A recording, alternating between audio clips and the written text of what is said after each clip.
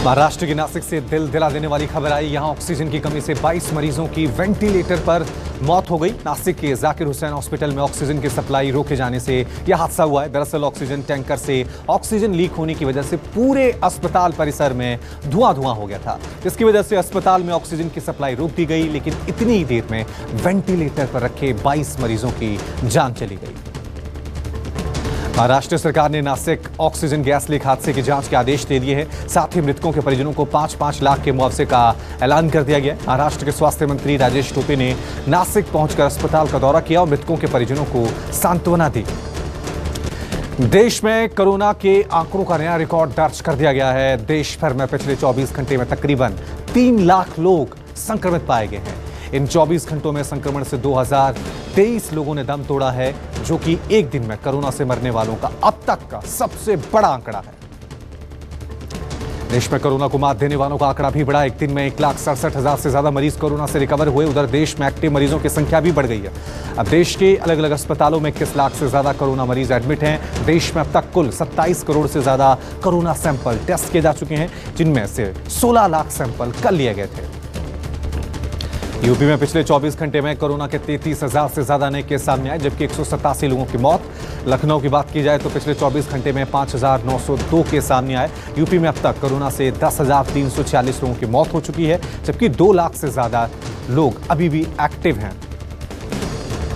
Oxygen की कमी से जूझ रहे दिल्ली के अस्पतालों के लिए राहत भरी खबर है। केंद्र सरकार ने दिल्ली का ऑक्सीजन कोटा बढ़ा दिया है। दिल्ली के सीएम केजरीवाल ने ट्वीट कर यह जानकारी दी। हम आपको बता दें कि दिल्ली के डिप्टी सीएम मनीष सिसोदिया लगातार केंद्र से ऑक्सीजन का कोटा बढ़ाने की अपील कर रहे थे। हरियाणा के गृह मंत्री अनिल विज ने दिल्ली सरकार पर हरियाणा का ऑक्सीजन टैंकर लूटने का आरोप लगाया। अनिल विज ने कहा कि उनके ऊपर दबाव है कि वो दिल्ली को ऑक्सीजन दें, लेकिन पहले हम अपनी सप्लाई पूरी करेंगे। अनिल विज बोले, हिमाचल और राजस्थान ने हरियाणा में ऑक्सीजन की सप्लाई बंद कर दी है।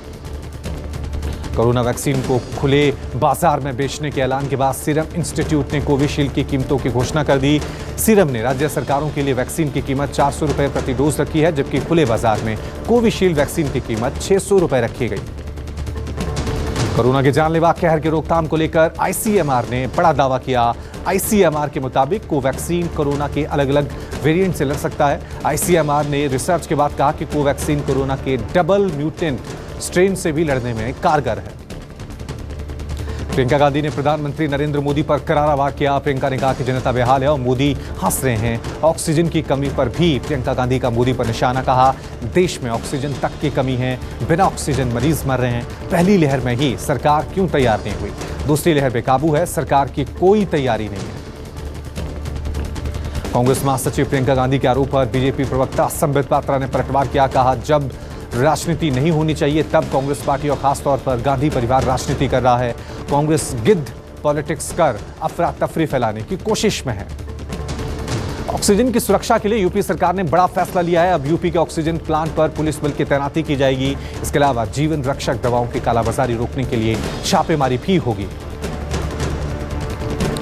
लॉकडाउन के चलते दिल्ली सरकार ने बड़ा फैसला किया। केजरीवाल सरकार ने दिल्ली हाईकोर्ट में मजदूरों को आर्थिक मदद देने की जानकारी दी।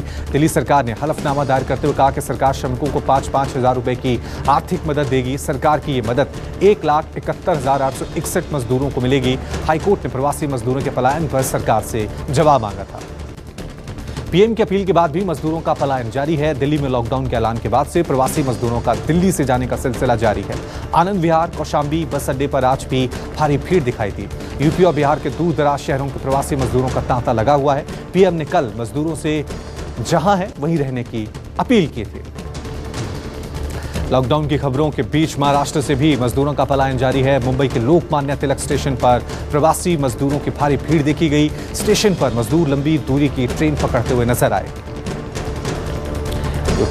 एमपी के दमोह जिला अस्पताल में ऑक्सीजन सिलेंडर को लेकर अफरा तफरी मच गई। ऑक्सीजन की कमी की खबर सुनने के बाद अस्पताल में भर्ती मरीजों के परिवार वालों ने अस्पताल के स्टोर रूम में धावा बोल दिया। परिजन स्टोर रूम में पहुंच गए। सिलेंडर के स्टोर रूम में घुसकर मरीजों के परिजन एक के बाद एक ऑक्सीजन सिलेंडर उठाकर मरीजों के पास ले जाने की कोशिश करने लगे।